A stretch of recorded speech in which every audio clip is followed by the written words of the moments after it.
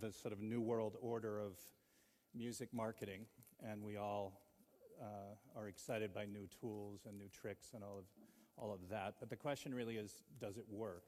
And today we have two examples of artists for whom it is working, and they've been gracious enough to come and share a little of their wisdom and experience with us. So on my left is Imogen Heap, to whom this process began in a natural way in the recording studio without a label, and just wanting to reach out to a larger community through blogging, and found that community and interacted with it, and now has built what by any standards is a successful career, and 1.3 million Twitter followers, I think, if I'm correct. And Damian Kulash of OK Go, early on in their career, decided that videos and the creative process beyond just making music was going to be a part of the way that they would interact with their fan community, and that's now netted many videos that have plays that are measured in the tens of millions. And he's recently made the leap from the arms of the major label, EMI, to doing it on his own, or on their own as a band, and again, with a great degree of success. So, to get going, we've heard the old stories. What I want to hear now, or what I hope you'll share with us now, are some more recent stories or some things that you have planned along these lines in terms of interacting with your fans in interesting ways, and how it's working for you. Imogen, you want to go? Hello, everyone. It's great to be here. Okay, well, I'll start with maybe the most recent one and what I'm about to try and attempt to do with my fan base. So the last thing I did was on November the 5th in London, and I had a show at the Royal Albert Hall, which is my favourite venue on the planet. It's a really beautiful Victorian building. And so I was in there, and I did my show in the evening, which is a 2-hour-long set. But before it, I wanted to make a dream come true, and that was to conduct an orchestra of a piece of music that I've written for an orchestra, because I used to go in there as a child and wish that I could one day do that, be up there with the white gloves and the tailcoat. So I wanted to also write a music for a film, so I got together with my partner, Thomas Ermakora, a website to ask people to send in footage of nature, send in video clips. So we had anything from bees, I'll just move that over there, bees going into flowers to get pollen, to deep sea diving, and a really amazing array, 1,000 clips, 200 contributors within 3 months. And we collated this beautiful 32-minute film, which we projected at the Royal Albert Hall, and then I wrote this piece for the orchestra. So the clips came from your fans? They were crowdsourced? Yeah, the clips came from the fans. And when I was writing the music, what was really amazing was I was seeing these clips come into through Vimeo and YouTube, and it wasn't just about the clips, because they were, some of them, really, really stunning.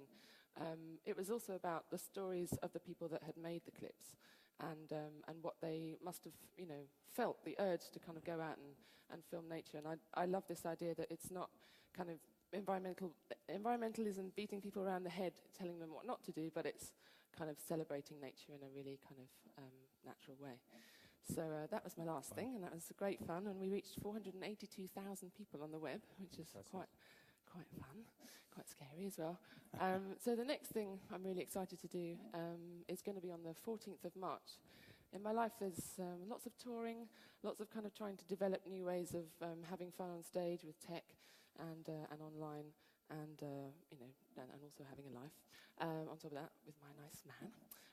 So in between all that, I never seem to find time to write music. So I've forced myself to have a 2-week gap every 3 months, where I'm now going to write a piece of music within that gap online with the help of my fans, hopefully. I haven't actually asked them yet, but today's the beginning of that. So on the Monday, we're going to get clips in from the internet, from them, anything from a cat purring to a city scene of traffic, maybe in London, to a dulcimer, to a piano. Sending in these clips, and then I'm going to make a piece of music out of that. The next day, they're going to send in words, and we're going to talk about the words online using vocal.com. And I'm going to try and encapsulate a moment in time, a day in time, from the fans, my fans around the world.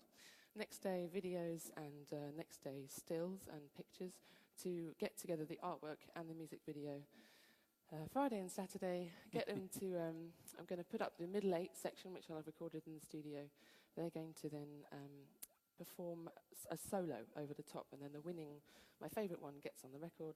Next week we film the video, and then on Monday we finally release the song.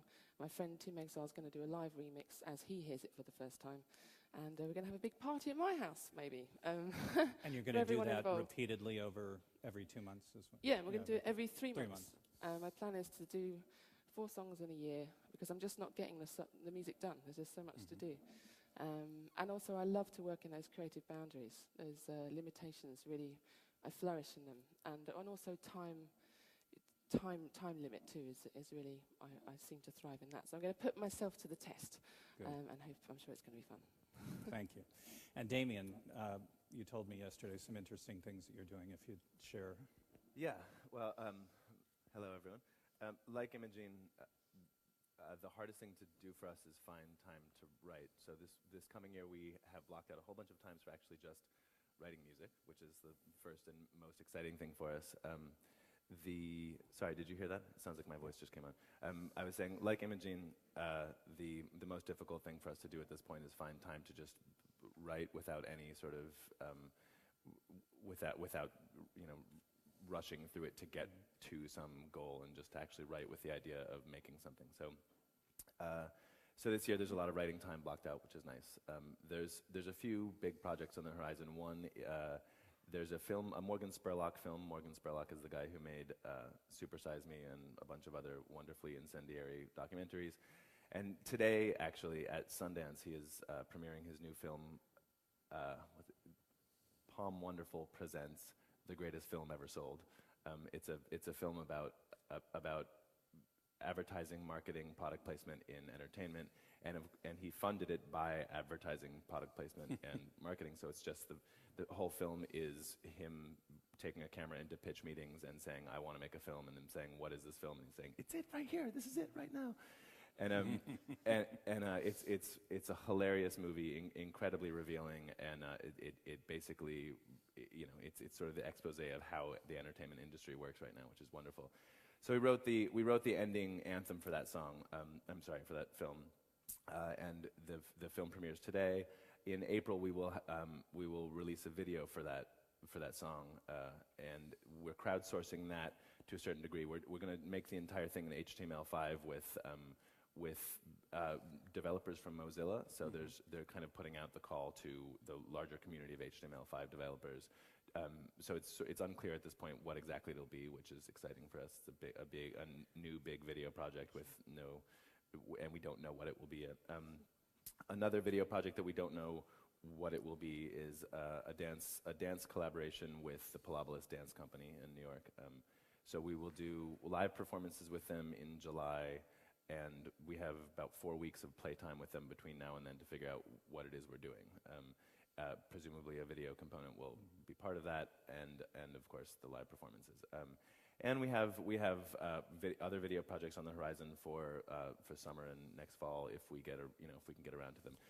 The good thing about where we are right now is that we don't.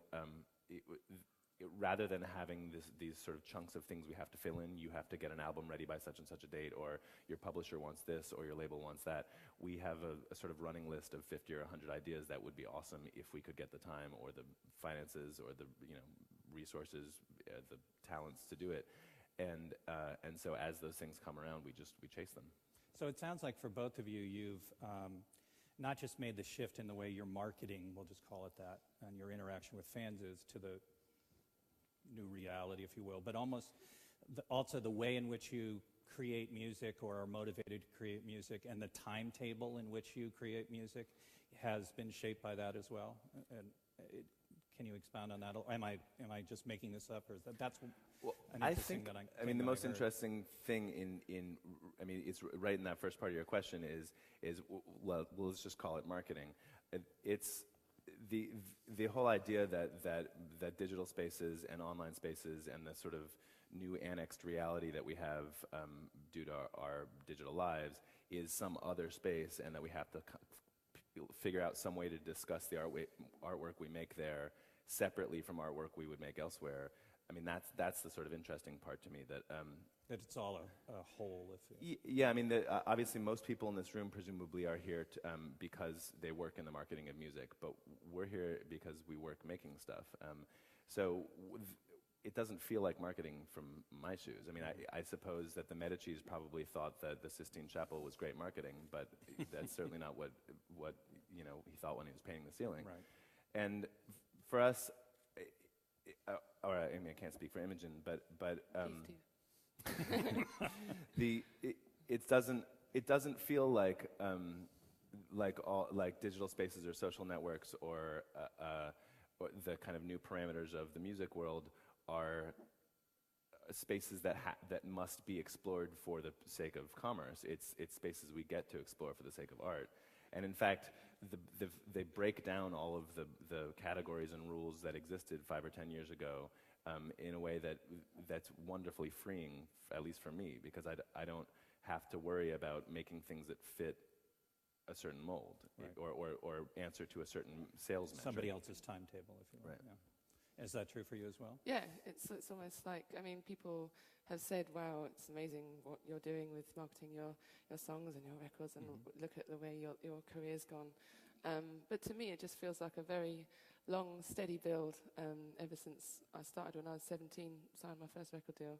And over the years, just kind of the more blockades of kind of people between me and the fans that I managed to kind of bang down, the closer I got, the more creative I got, the more fun I had. And there's definitely a period of time when I signed to Island Records with a band called Frou Frou, where I felt very insular, and I started to not have fun. And when I left Ireland and set up my own label with my manager, Megaphonic, and ever since then, it's just felt like pushing on open doors creatively, and met so many great people. And I guess I realised also that I don't have to go through the label, because I've been kind of conditioned from 17 to 24 that that's the way that I had to do things. And when I realised that, I can just directly speak to somebody, I can directly, now go through blogs or Twitter, and the word gets around, and that person hears about it, and I end up, making some stuff with somebody I've always wanted to make stuff with. So one of the things we talk about a lot is, recently, is the building of a team to help you do this, et cetera. But it sounds to me as if you guys are intimately involved in not just the imagination of these ideas, but the actual doing of them. Sure, yeah. Definitely, but you also need a very good team. Right. Several members of my team are here right now.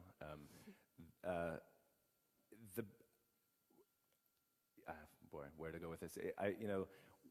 The obvious issue with the sort of death of the record labels is artists are making money somewhere, and it's not necessarily off the master recordings, or at least not off of physical sales or downloads of the master recordings. So shouldn't they be compensated for all of the other things that artists are making money off of? And that makes tons of sense. And the only reason you wouldn't want to do it from an artist's point of view is you don't get to pick that team. So if you, when we were on a major label, we had really great relationships with the sort of, bottom level workaday people who were actually doing most of the work, and actually pretty decent relationships with their bosses, but none of us picked each other. It's a big corporation, and now I have a team of sort of 5 people I work very closely with, and another 10 or 15 that they. And you got with. to pick them, basically. And they answer to our goals, not to, not to a set of goals provided by somebody else. Corporate goal. Yeah.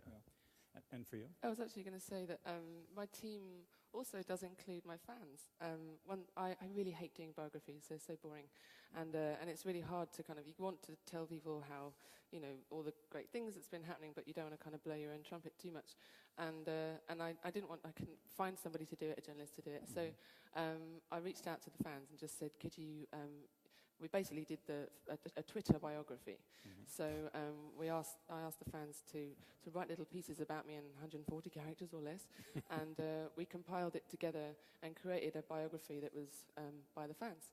And it was amazing how well they knew me, which is maybe a sign of how much I tweet.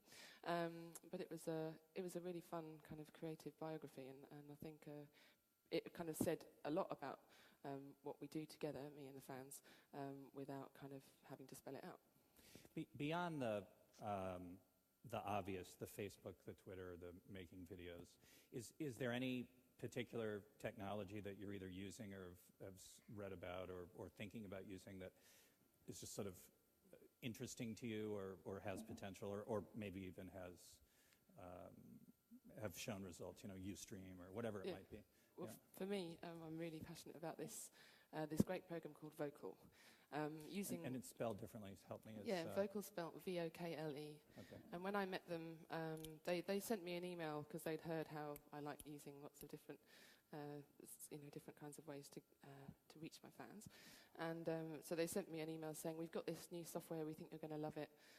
So I met them in LA. They hadn't yet done a broadcast. I didn't know that. I thought they had. So they were in a cafe, and we plugged in online to the wireless network. And I started, it's basically like a YouTube, but a live TV broadcasting.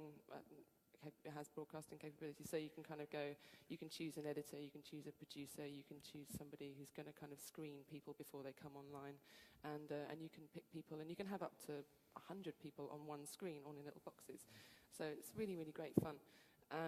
So I did that, and just in the first time of using it, 300 fans came up, and we were already chatting and having conversations, and I just instantly just was like, this is what I want to do. So almost the next day or next few days, I started auditioning cellists for my shows that way. So that I was doing a tour around the States, and I asked anyone who fancied playing this song with me. My percussionist scored out the cello part, and so they got the PDF, they learnt it, and there was people. So I was in my hotel room, and they were often in their school or in their garden or somewhere creative or in their bedroom, and they would have their cellos, and they would kind of be playing this piece while playing it down the TV on the internet. And all my fans were like, she's great, we love her, get her, definitely. And it was really, really fun to see the reactions. And I found some amazing cellists, and people kept in touch with. And later did some a cappella auditions too. And I did some jamming with some fans while they were in their homes and I was in my hotel room playing the piano, they were playing the piano. It was good fun. Nice. That must have been horrifying. Oh, I can't imagine having to try out for you via Skype, essentially. Oh, and very nice. I had a pet lion. It was all fine. Yeah. I don't have such an interesting answer. I'm not. There are no individual things where I'm like, well, that's the future of excitement. Oh, just more something you found interesting or that's worked. Or. There's, I guess it seems like new technologies are tumbling past us so quickly now that it's that the difficulty not the difficulty, but the trick for me in finding a good creative idea is to figure out creative boundaries that are simple and concise and that I can push up against and discover new things within. We're in fact, in dealing with this HTML5 project we're doing right now, one of the problems is that everything is possible. That there's no that coming up with what makes it a concise idea that actually makes it good art or that makes it interesting, to engage with, is the difficult part. So is there I hear a certain tension between the song comes first or the concept comes first. Which comes first, or is it different every time? For me, the idea comes first, and I tend to that tends to start with a song. I mean, the most private thing I do is songwriting. I work with the other members of my band eventually, but most of it is me sitting with a guitar or a piano, and it's like a really solitary act. And then the project sort of grows and involves more people in whatever direction that is. But I know this is sort of naive, but I really don't. I like not seeing a distinction between music, as in beats and chords and lyrics, and music as in all these things that we get to do as people who live in the 21st century. I don't think that music has that pop music has really ever been non-visual. I mean, there's no Elvis without his hips, and there's no Jimi Hendrix without his lighter fluid, and I don't. I don't like, while that doesn't mean their music wasn't the most amazing thing about them, or their sort of recordings weren't the most amazing thing about them, the recording industry itself is only 100 years old, and I feel like I grew up listening to the radio and listening to pop songs on 7-inch records, and so that's what I wanted to do. I wanted to make recordings like that, but that's not. It was because what's exciting is making stuff, and so given that we live in an era with totally different cultural parameters, making stuff doesn't necessarily need to have anything to do with 3.5-minute audio recording. It's just that's where I start because that's sort of my traditional base. So the video projects for us always come after the songwriting projects, but they're all kind of interwoven. And right now we're trying to figure out whether or not we even want to work in album cycles anymore.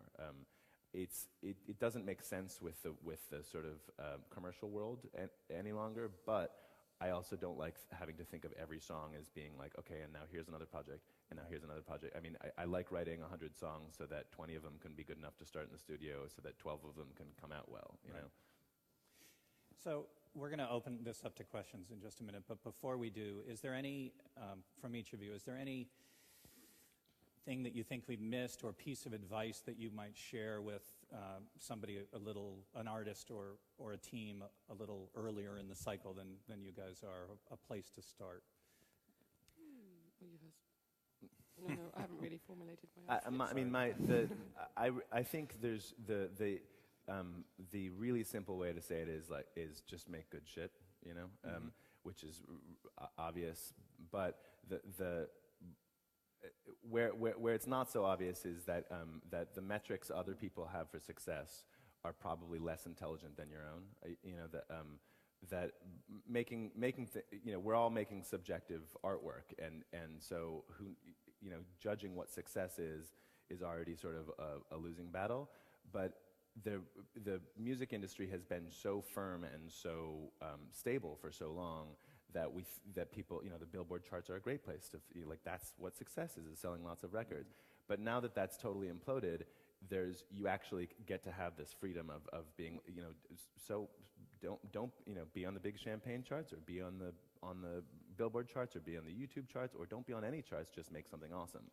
And in fact, I think especially young artists probably know a lot more about the culture they live in and what is meaningful impact on that culture than marketers do, or certainly than record labels do. Sure. I would go back to what I said before, is that in the beginning it starts as a hobby, and try your best to make it still feel like a hobby. Have fun with it, and go where your kind of creative energies want to go. Try not to second guess everything too much, and don't try to overthink things, because often your intuition is right, and if you live it and breathe it, and like all of us, we live in this world right now, and if you're online already and you're a fan of music, and then you're kind of bound to intuitively know where to go. So just go where your heart tells you. That's Well, my advice. Thank you. So do we have any questions? We've got just a few minutes. There are people, I believe, with microphones in the audience. And there's a gentleman. Sorry, thank you. Somebody right here. Thank you. Is it on? Yes. I was going to ask about negativity and some of the artists you've seen on Twitter who've kind of retreated because they encountered haters on there. How have you found that in terms of being close to people who don't like you so much or are trolling? I've never had any issues with it, actually. I've got a lovely fan base, and I don't seem to want to annoy people enough to want to bother about writing something nasty to me. So I've been very lucky, touch wood, and I don't want to encourage it, so let's not talk about it anymore. I think all of these things are sort of a one-to-many communication, no matter what. So it's no different than reading a review of somebody who doesn't like your record. It's kind of like you can choose to focus on the things people don't like or on the things that people do like. And in general, while it's easy to find, I'm very self-critical, and it's easy to be like, wow, they're right, that was shitty. It's easier to be really touched when someone says that yours is the song that got them through their father's death. But having said that, it does always seem to be, there could be 100 amazing comments and there's one bad one, and it really sticks with you. It's the only one you seem to remember. So it's quite unfortunate the way the mind works. But you push onward. Yeah. Any other questions? Hi, yeah, I was interested in the point you were making about crowdsourcing and getting your fans involved with things. But I'd read an interview with Neil Tennant from the Pet Shop Boys in the last couple of weeks, and he basically proposed the argument that fans shouldn't actually get involved with kind of artists' creative side of things. I was just wondering what your take on that is. Is it a kind of generational shift where new artists realise what fans can do, and somebody like Neil Tennant's working in an old model? Completely. I'm sorry, I didn't understand that entirely. Did you? Oh, he was saying that the Pet Shop Boys, Neil Tennant said that it wasn't, he didn't think that fans should get involved in the creative process. Well, I violently disagree. No, I think, well, for me anyway, it just, it brings me to life. I feel connected, and I feel inspired by the kind of randomness of it all. It's just me in my studio. There's no producer, engineer, mixer. It's just me. So I really kind of dine on that, having that interaction, and it often spins me in directions where I wouldn't normally go. And I do a lot of projects that are totally the other direction from where I would have gone, purely because of where the fans take me often. So. I think it's totally. It depends on what you're making, and whether what you're making is any good, and if you can manage to generate something. I mean, the difficult thing about crowdsourced projects of any kind is that you are no longer. You can't necessarily set the bar for quality. I mean, unless you figure out a way to do so. But it feels to me like saying you shouldn't use red in a painting. That's true if you're Picasso during the blue period, but not other times. It's like it's one way to make things, and if you make great stuff. So in other words, there's no one way, is the. Yeah, I mean, I think that the one real danger I see in crowdsourced stuff is that it's so novel right now, that the idea itself, it's like, well, this is a great idea, so therefore it's a great project. The fact that it's a great idea doesn't mean it generated a great song. On the other hand, having total sort of tyrannical control over what you make doesn't necessarily make it any better either. For us, there's a balance between being inspired by our fans, being very, hyper connected to our fans, but also maintaining enough control over what we do that it still feels representative of us, and that we can make things we think are better than what else is floating out across the internet. It's also for me, just one more thing, is that I think.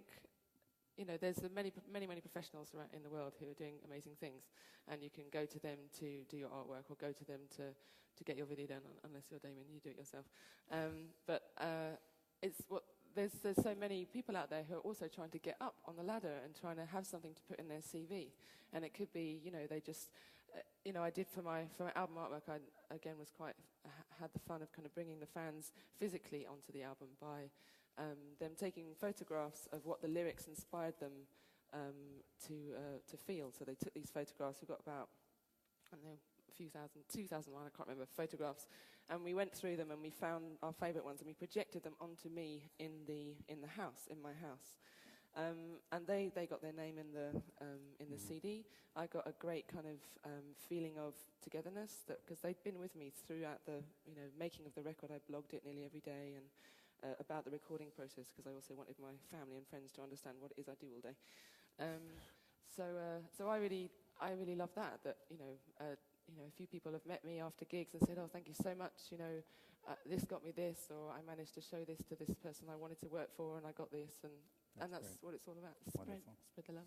Well, we've run out of time, but thank you both very much for sharing with us today. Thank you. Thank you. Pleasure. Thanks, everyone. Thank you.